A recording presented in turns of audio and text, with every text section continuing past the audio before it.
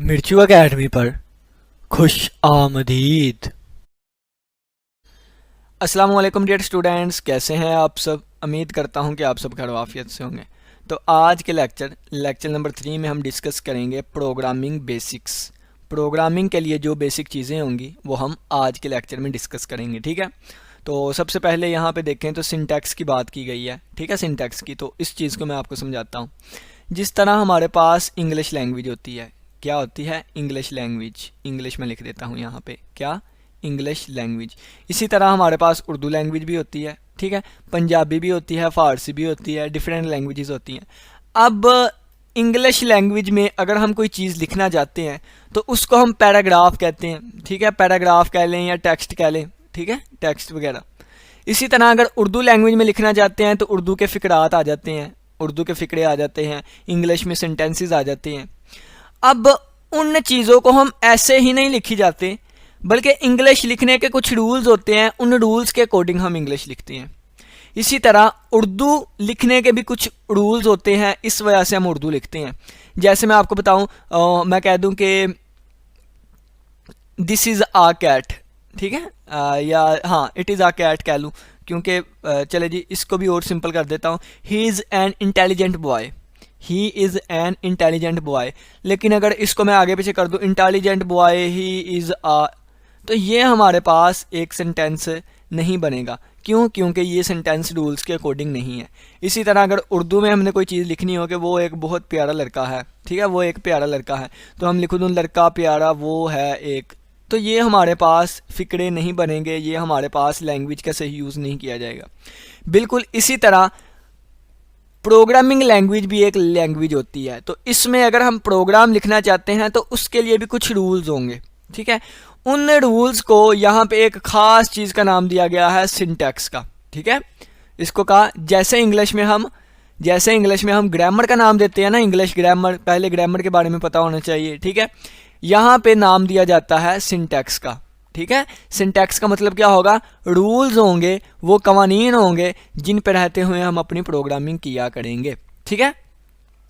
अगर इन रूल्स की अगर हम कोई खिलाफ वर्जी करें, सिंटैक्स की अगर हम खिलाफ वर्जी करें, तो हमारे पास एक एरर आया करेगा। क्या आएगा? एक एरर आया करेगा, और उस एरर को नाम दूंगा रूल की खिलाफ वर्जी करने वाला एरर, यानी कि सिंटैक्स एरर, ठीक हो गया। अब ये सिंटैक्स एरर कब आएगा? जब हम अपने प्रोग्राम को कंपाइल करने की कोशिश करेंगे। कंपाइल नहीं होगा, कंपाइलर हमें एरर देगा। कंपाइल कौन होता है? कंपाइलर मैंने कल आपको लेक्चर में बताया था। ये देखें कि हम कोई भी अपनी ज़बान में कोई प्रोग्राम लिखें, वो प्रोग्राम कंप्यूटर को समझ नहीं आता। क्यों समझ नहीं आता? क्योंकि हम पहले लेक्चर में पढ़ के आए थे। ये देखें, मैं चीज़ें रिलेट करके आपको बताता हूँ ताकि आपको अच्छे से समझ आ सके। पहले लेक्चर में हमने देखा था, ये देखें यहाँ से स्टार्ट होता है ना चैप्टर, तो पहले लेक्चर में हमने डिस्कस किया था कि computer can not understand English, Urdu और any other common language that human use for interacting with each other. कहते हैं कि कंप्यूटर वो लैंग्वेजेस को अंडरस्टैंड नहीं कर पाता जो हम एक दूसरे से इंटरेक्ट करने के लिए यूज़ करते हैं, ठीक है। तो यहाँ पे हम एक इंग्लिश लैंग्वेज उठा लेते हैं, ठीक है। इंग्लिश लैंग्वेज जो है उसमें हम कोई प्रोग्राम लिखेंगे, वो प्रोग्राम को वो कंप्यूटर को समझ नहीं आएगा। कंप्यूटर को समझ इसलिए नहीं आएगा कि कंप्यूटर इंग्लिश लाइक लैंग्वेज को अंडरस्टैंड नहीं करता, इंग्लिश की तरह की लैंग्वेज को अंडरस्टैंड नहीं करता। तो फिर ये लैंग्वेज पहले कंपाइलर के पास जाएगी, कंपाइलर इसको ट्रांसलेट करेगा, ट्रांसलेट करके उसे बाइनरी में कन्वर्ट करेगा। बाइनरी मशीन लैंग्वेज ऐसी होती है जिसको कंप्यूटर समझ लेता है। जब कंप्यूटर इसको समझ लेगा फिर इसको एग्जीक्यूट करेगा। जिस तरह देखेंगे, मैं आपसे इंग्लिश में बात करूँ, आपको इंग्लिश की समझ नहीं आती, तो फिर दरमियान में एक ऐसा बंदा हम रखेंगे जो कि मेरी इंग्लिश को समझे, उसको उर्दू में कन्वर्ट करे और फिर आपको उर्दू में बातें बताएं। बिल्कुल इसी तरह कंपाइलर क्या करता है? कन्वर्ट करता है किसको? कंपाइलर इज़ अ सॉफ्टवेयर जो कि रिस्पॉन्सिबल होता है कन्वर्ट करने के लिए हाई लेवल लैंग्वेज को मशीन लैंग्वेज में। क्योंकि कंप्यूटर हाई लेवल लैंग्वेज को नहीं अंडरस्टैंड कर सकता, इंग्लिश लाइक लैंग्वेज को नहीं अंडरस्टैंड कर सकता, तो कंपाइलर इसको कन्वर्ट करता है मशीन लैंग्वेज में, और फिर कंप्यूटर मशीन लैंग्वेज को समझकर उसको एग्जीक्यूट कर देता है, ठीक हो गया। तो यहाँ पे देखें तो हमने क्या सीखा कि अगर हम प्रोग्रामिंग लैंग्वेज में कोई प्रोग्राम लिखना चाहते हैं तो उसके लिए कुछ रूल्स होंगे, कवानीन होंगे, उन रूल्स को सिंटैक्स कहते हैं। ये ऐसे ही है जैसे इंग्लिश की ग्रामर होती है, ठीक है। और अगर हम इन रूल्स की खिलाफ वर्जी करेंगे तो कंपाइलर कन्वर्ट करने वाला हमें एक एरर देगा जिसे सिंटैक्स एरर कहते हैं, ठीक है। अब इसको हम रीडिंग को पढ़ते हैं, हमें एक एक लफ्ज़ की समझ आएगी। देखें, ईच प्रोग्रामिंग लैंग्वेज, हर प्रोग्रामिंग लैंग्वेज। अब ईच वर्ड यूज़ किया गया हर, इसका मतलब क्या है, यानी कि प्रोग्रामिंग लैंग्वेज एक से ज़्यादा हो सकती हैं। कौन कौन सी, तो 5 हमने पढ़ी थी पहले लेक्चर में, सी शार्प, ठीक है। और हमने देखी थी सी हो गई, सी शार्प हो गई, जावा हो गई, पाइथन हो गई, ठीक है। ये वाली चीज़ें हमने पढ़ी थी, वो मैं देख रहा हूँ जो कि आपकी बुक में है, क्योंकि वैसे तो मैं आपको कितनी सारी गिना सकता हूँ, ठीक है। फार्ट्रान, बेसिक, कोबोल, ये सारी लैंग्वेजेस हैं, लेकिन आपकी जो बुक में 5 बताई गई थी, Java, C plus plus, C sharp, Python, ठीक है। तो चलें जी, हम दोबारा वापस आते हैं। तो हर प्रोग्रामिंग लैंग्वेज, कोई भी प्रोग्रामिंग लैंग्वेज उठा लें, ठीक है, हर programming language has some primitive building blocks, उसके कुछ बिल्डिंग ब्लॉक्स हुआ करेंगे, एंड प्रोवाइड, और हमें कुछ रूल्स प्रोवाइड किया जाएंगे ताकि हम प्रोग्राम को एक्यूरेट तरीके से लिख सकें, ठीक है। हर प्रोग्रामिंग लैंग्वेज में बिल्डिंग ब्लॉक्स हुआ करेंगे, पहले से डिफाइन प्रिमिटिव, पहले से डिफाइन बिल्डिंग ब्लॉक्स हुआ करेंगे, और कुछ रूल्स हुआ करेंगे ताकि हम प्रोग्राम अच्छे से लिख सकें। दिस सेट ऑफ रूल्स, इस रूल्स के मजमूए को, इस रूल्स के सेट को हम क्या कहते हैं, सिंटैक्स कहते हैं, सिंटैक्स ऑफ द लैंग्वेज, ठीक हो गया। Syntax can be thought of as a grammar of a programming language, कहता है कि सिंटैक्स ऐसे ही है जैसे प्रोग्रामिंग लैंग्वेज का ग्रामर है, जैसे किसी लैंग्वेज का ग्रामर होता है, सिंटैक्स वही है, यानी कि रूल्स ही हैं। वाइल प्रोग्रामिंग, जब प्रोग्रामिंग कर रहे हो, if proper syntax are rules of the programming are not followed, कहता है कि जो हमारे पास रूल्स होते हैं, जो सिंटैक्स होता है, अगर हम उसको फॉलो नहीं करेंगे, the program does not compiled, तो प्रोग्राम कंपाइल नहीं होगा, यानी कि प्रोग्राम जो है वो मशीन लैंग्वेज में नहीं आएगा। जब मशीन लैंग्वेज में नहीं आएगा तो कंप्यूटर उसको समझ नहीं सकेगा, कंप्यूटर समझ नहीं सका तो हमारा प्रोग्राम चलेगा नहीं। देखें जी, मैं इंग्लिश में कुछ बोलूँगा, दरमियान में एक बंदा होगा, उसको ट्रांसलेट करके उर्दू में आपको बताएगा। अगर मैं बोल ही गलत रहा हूँ तो फिर वो दरमियान वाले बंदे ने कन्वर्ट ही नहीं करना, क्यों, क्योंकि मैं गलत बोल रहा हूँ, ठीक है। तो यहाँ पे क्या होता है, यही कि अगर प्रॉपर सिंटैक्स या रूल्स को फॉलो ना किया जाए तो कंपाइल नहीं होगा। इन दिस केस, इस केस में कंपाइल, सक्सेसफुल कंपाइल नहीं होगा, ठीक है, सक्सेसफुल कंपाइल नहीं होगा। वैसे तो कंपाइल हो जाएगा, एरर्स भी हमें बताएंगी, लेकिन सक्सेसफुल कंपाइल का मतलब है कि वो हमें एरर्स भी दे, यानी कि वो हमें एग्जीक्यूट भी करवाए आगे जाके, मशीन कोड में तब्दील कर दे। इन दिस केस, इस केस में the compiler generate an error, compiler जो है वो एरर जनरेट करेगा, और इस किस्म की एरर को हम सिंटैक्स एरर कहते हैं, ठीक है। ये सारी चीज़ें मैंने आपको बता दी। अगर कंपाइल नहीं होगा, एरर्स होंगे उसमें, तो उन एरर्स को हम सिंटैक्स एरर कहते हैं, ठीक है। अब देखें नेक्स्ट चीज़ हमारे पास आ जाती है रिजर्व वर्ड्स। रिजर्व वर्ड्स कहते हैं ज़ख़ीरा अल्फाज को।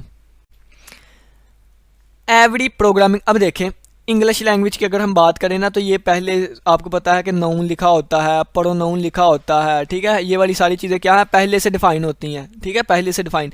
अब सी लैंग्वेज में भी पहले से कुछ डिफाइन वर्ड्स होते हैं, पहले से मौजूद कुछ वर्ड्स होते हैं जिनको हम रिजर्व वर्ड्स कहते हैं। इन वर्ड्स को हम अपने मकसद के लिए यूज़ नहीं कर सकते। देखें ना कि फ़र्ज़ किया है कि एक छोटी सी एग्जांपल देसी तरीके से देता हूँ। अब्बू, अब्बू क्या है, पता है कि हमारे जो पापा होते हैं उसको हम अब्बू कहते हैं, लेकिन आप अगर कह दें कि नहीं नहीं जी हमने अपने मकसद के लिए इसे यूज़ करना है, हमने अपनी अम्मी का नाम अब्बू रख देना है, या हमने किसी और चीज़ का नाम अब्बू रख देना है, तो ये नहीं। क्यों, क्योंकि इसको हर एक, यानी कि इसको प्री डिफाइन किया हुआ है ना, यानी अपने जहनों में सभी ने कि अब्बू जो है वो वालिद साहब ही होंगे, ठीक है। इसी तरह रिजर्व वर्ड्स क्या होते हैं, प्री डिफाइंड वर्ड्स होते हैं जिनको पहले से डिफाइन किया होता है, जिनको पहले से बता दिया होता है कि तुमने ये करना है। हम उन वर्ड्स को अपने इस्तेमाल के तौर पे नहीं यूज़ कर सकते, ठीक हो गया। तो देखें, every programming language has a list of words that are predefined. हर एक प्रोग्रामिंग लैंग्वेज में एक वर्ड्स की लिस्ट होती है, कुछ लिस्ट होती है लफ्ज़ों की जो कि पहले से प्री डिफाइंड होती हैं। प्री डिफाइन, प्री मैंने पहले से डिफाइन होती हैं, जो पहले से डिफाइन होती हैं। डिफाइन का मतलब क्या होता है, जैसे कहते हैं ना डिफाइन, ये वाली चीज़ डिफाइन करें, डिफाइन फिजिक्स, डिफाइन केमिस्ट्री, ठीक है। तो इसी तरह डिफाइन का मतलब होता है उस चीज़ की डेफिनेशन, ठीक है। तो उन चीज़ों की डेफिनेशन, यानी कि उन्होंने क्या काम करना है, कैसे काम करना है, ये सारा पहले ही डिफाइन हो दिया होता है, पहले ही बता दिया गया होता है, ठीक है। Each word has its specific meaning already known to the compiler, compiler को पहले ही हर वर्ड का खास मीनिंग बता दिया होता है, बता दिया गया होता है कि इसने क्या करना है। देखिए एक छोटी सी एग्जांपल मैं लेता हूँ, ये देखें, एक यहाँ से कोई सिंपल सा वर्ड मैं उठा लेता हूँ, ये देखें इफ़ लिखा हुआ है ना, इफ़ का ये कंडीशन लगाने के लिए इस्तेमाल किया जाएगा। अब इसको मैं अपने मकसद के लिए यूज़ नहीं कर सकता कि मैं किसी चीज़ का नाम इफ़ रख दूँ, नहीं, अब ये चीज़ जिसके लिए बनी है अब वही, ठीक है। इंटीजर डाटा टाइप है, डाटा टाइप क्या होती है हम पढ़ेंगे, ये इंटीजर डाटा टाइप है, इसको मैं अपने मकसद के लिए यूज़ नहीं कर सकता, ये जिस काम के लिए बना है बन गया है, ठीक है। डबल ये भी एक डाटा टाइप है, ठीक है। ब्रेक क्या होती है, ये हमें बाहर लेके आने के लिए लूप से। एल्स क्या होती है, इफ़ के आगे एल्स आता है, ठीक है, एल्स भी हमारे पास एक कीवर्ड है।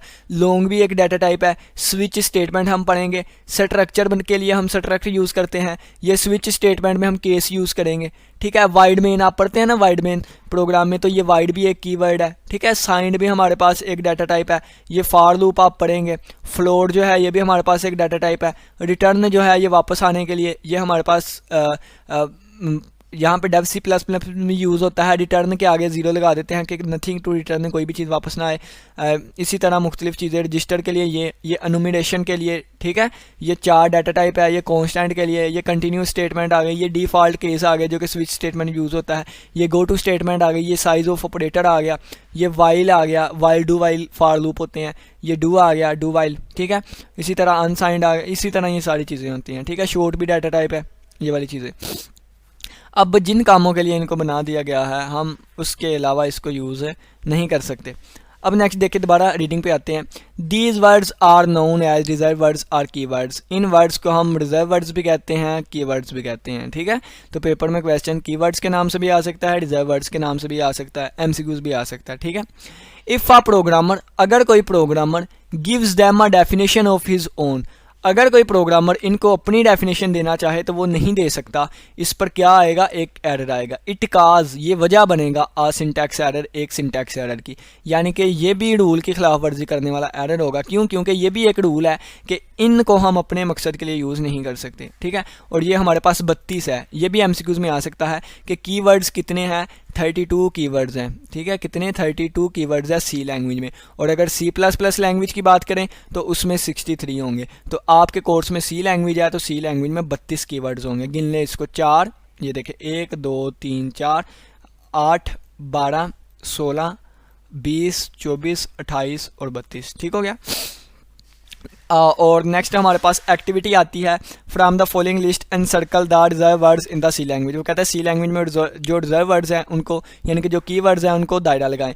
तो इंट, ये हमारे पास एक कीवर्ड होता है डाटा टाइप के लिए। पैक कोई भी कीवर्ड नहीं है, क्रिएट भी कीवर्ड नहीं है, केस होता है, स्विच में यूज़ होता है।